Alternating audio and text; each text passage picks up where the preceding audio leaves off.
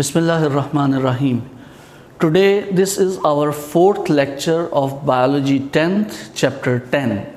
आज हम डिस्कस करेंगे about gaseous exchange in humans. हम ऑलरेडी इस बात को डिस्कस कर चुके हैं कि ह्यूमंस और प्लांट्स के अंदर गैसियस एक्सचेंज का सिस्टम मुख्तलिफ है। इंसानों में बाकायदा एक रेस्पिरेटरी सिस्टम पाया जाता है और इसका मेजर ऑर्गन लंग है। आज हम यहाँ पे लंग्स के बारे में डिस्कशन करेंगे कि किस तरह लंग्स कहाँ पाए जाते हैं, इनका स्ट्रक्चर्स क्या होता है और वो क्या फंक्शन है जिसके ज़रिए गैसियस एक्सचेंज लंग्स में वाक़या होती है। सबसे पहले हम लंग्स की लोकेशन डिस्कस करते हैं। लंग्स हमारी चेस्ट कैविटी में पाए जाते हैं जिसको हम थोरेसिक कैविटी भी कहते हैं। बुनियादी तौर पे ये चेस्ट कैविटी या थोरेसिक कैविटी जो है ये हमारी रिब्स से मिलके बनती है और रिब केज के पीछे जो खाली जगह है, कैविटी कहते हैं ऐसी जगह को बॉडी में जो अंदर से हॉलो हो और उसके अंदर कोई ऑर्गन्स मौजूद हों। यहाँ चेस्ट कैविटी या thoracic cavity 12 pair of rib से मिलके बनती है और इसको हम रिब केज भी कहते हैं। रिब केज जो है ये प्रोटेक्ट करता है लंग्स को, उनकी हिफाजत करता है किसी भी एक्सटर्नल डैमेज से या किसी भी नुकसान से। रिब केज जो कि बुनियादी तौर पे 12 रिब्स दाएं तरफ 12 रिब्स बाएं तरफ और दोनों मिलके 12 पेयर्स ऑफ रिब्स बनाते हैं। तो ये जो रिब्स हैं हर दो रिब्स के दरमियान मसल्स पाए जाते हैं और ये जो मसल हैं इनको हम इंटरकोसल मसल कहते हैं। ये इंटरकोसल मसल्स जो हैं ये हर दो रिब्स के दरमियान इन रिब्स को एक्सपैंड करने में मदद देते हैं। यहाँ हम ये देखें, अगर सपोज ये मेरा हाथ रिब केज है तो ये इंटरकोसल मसल्स मुमकिन बनाते हैं रिब्स को थोड़ा सा एक दूसरे से दूर जाने में और एक दूसरे के करीब आने में। इसकी वजह से या इन इंटरकोसल मसल्स की वजह से मदद से रिब्स एक्सपैंड करती हैं और रिब केज जो है वो अपने अंदर जगह को बढ़ा सकता है या कम कर सकता है। इसके अलावा जो चेस्ट कैविटी है उसकी निचली साइड पे, जैसे कि जहाँ पे रिब्स ख़त्म होती हैं इस पोर्शन में, अगर हम अंदर की तरफ जाके देखें तो अंदर डाइसेक्शन में हमें नज़र आएगा एक डायाफ्रेम, एक मेम्ब्रेन। ये डायाफ्रेम चेस्ट कैविटी के ऑर्गन्स को और एब्डोमिनल कैविटी के ऑर्गन्स को अलग अलग करती है। इसके अलावा डायाफ्राम की झिल्ली जो है वो थोरेसिक कैविटी के अंदर जगह को बढ़ाने और कम करने में भी मददगार होते हैं। इसके बाद ये जो चेस्ट कैविटी है, चेस्ट कैविटी के अंदर रिब केज के अंदर की तरफ एक मेम्ब्रेन पाई जाती है।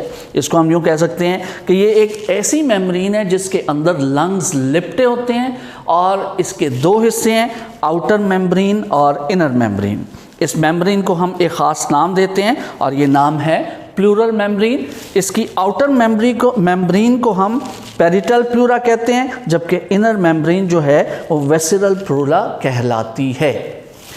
इन दोनों आउटर और इनर मेम्ब्रेन के दरमियान जो एक फ्लूइड पाया जाता है या एक लिक्विड पाया जाता है उसे हम प्लूरल फ्लूइड कहते हैं। ये प्लूरल फ्लूइड जो कि प्लूरल कैविटी के दरमियान होता है लुब्रिकेशन फराहम करता है और रिब्स और लंग्स के दरमियान एक फ्रिक्शन जो पैदा होती है उससे लंग्स को बचाता है और इस तरह लंग्स प्रोटेक्ट होते हैं। ह्यूमंस के अंदर दो लंग्स पाए जाते हैं, एक लेफ्ट लंग्स और दूसरा राइट लंग। यहाँ डायग्राम में भी आप जैसे कि देख रहे हैं राइट लंग जो है इसके 3 हिस्से होते हैं, 3 लोब्स होती हैं, 1 2 3। इसी तरह जो लेफ्ट लंग है उसके 2 हिस्से होते हैं। इस तरह राइट लंग लेफ्ट लंग से थोड़ा सा साइज में बड़ा होता है। लोकेशन के बाद हम लंग्स के स्ट्रक्चर की तरफ आते हैं। तो लंग्स का स्ट्रक्चर खासा स्पॉन्जी होता है और खासा लचकदार और इलास्टिक होता है, बिल्कुल एक बैलून की तरह।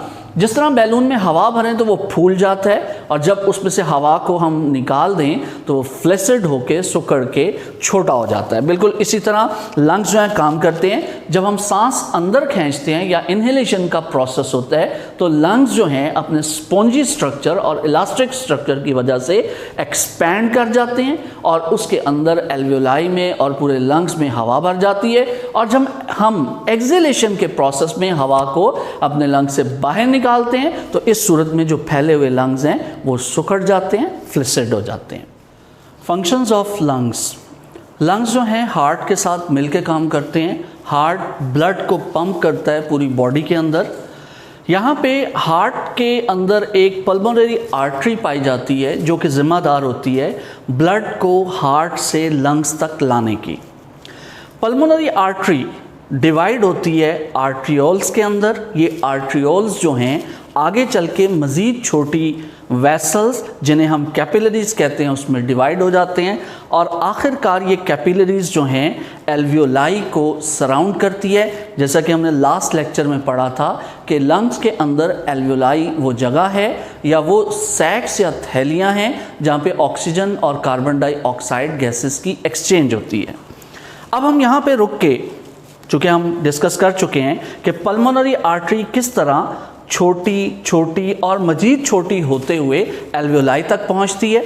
अब यहाँ पे एल्वियोलाई के अंदर जो गैसियस एक्सचेंज होती है वो बुनियादी तौर पे कैपिलरीज और एल्वियोलाई के दरमियान होती है।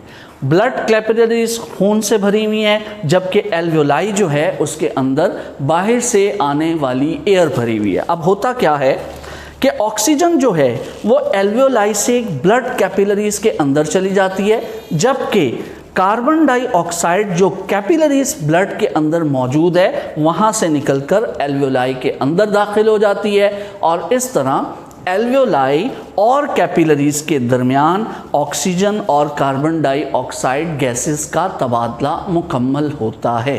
जैसे ही गैसियस एक्सचेंज कैपिलरीज और एल्वियोलाई के अंदर मुकम्मल होती है ये rich oxygenated blood pulmonary vein के ज़रिए सप्लाई किया जाता है लंग्स से हार्ट की तरफ। यानी लंग्स में मौजूद ऑक्सीजन वाला ब्लड जिसको हम ऑक्सीजनेटेड ब्लड कहते हैं, यानी जिसमें कार्बन डाइऑक्साइड की मिकदार कम है, ऑक्सीजन की मिकदार ज़्यादा है, ये ऑक्सीजनेटेड ब्लड पल्मोनरी वेन के ज़रिए लंग से हार्ट की तरफ भेज दिया जाता है। अब यहाँ हम ये डिस्कस कर लें कि पल्मोनरी वेन कैसे बनती है। ब्लड की जो कैपिलरीज जहाँ गैसियस एक्सचेंज हुई थी, ऑक्सीजन और कार्बन डाइऑक्साइड गैसेस की एक्सचेंज हुई थी, उस एक्सचेंज के बाद कैपिलरीज का ब्लड आगे चल के वेन्यूल्स के अंदर दाखिल होता है। वेन्यूल्स के अंदर ये जो बारीक ट्यूबें हैं ये दोबारा से पल्मोनरी वेन के अंदर एक बड़ी ट्यूब में चेंज हो जाती हैं और पल्मोनरी वेन इस ब्लड को, रिच ऑक्सीजनेटेड ब्लड को लंग से हार्ट में पहुंचाती है। इसके बाद ये जो ऑक्सीजनेटेड ब्लड है जब ये हार्ट में दोबारा पहुंच जाता है, यानी लंग्स ने ऑक्सीजन वाला ब्लड हार्ट में पहुंचा दिया, अब ये ऑक्सीजनेटेड ब्लड हार्ट में पहुंचने के बाद हार्ट से आगे चलता है और इसको तमाम बॉडी पार्ट्स के अंदर भेज दिया जाता है और उन बॉडी पार्ट्स के जितने भी सेल्स हैं वो इस ऑक्सीजनेटेड ब्लड को वसूल करते हैं, ऑक्सीजन को इस्तेमाल करते हैं, वो अपनी सेलुलर रेस्पिरेशन के अंदर एनर्जी प्रोड्यूस होती है जो ऑर्गेनिजम्स अपने मुख्तलिफ फंक्शंस के अंदर इस्तेमाल करते हैं।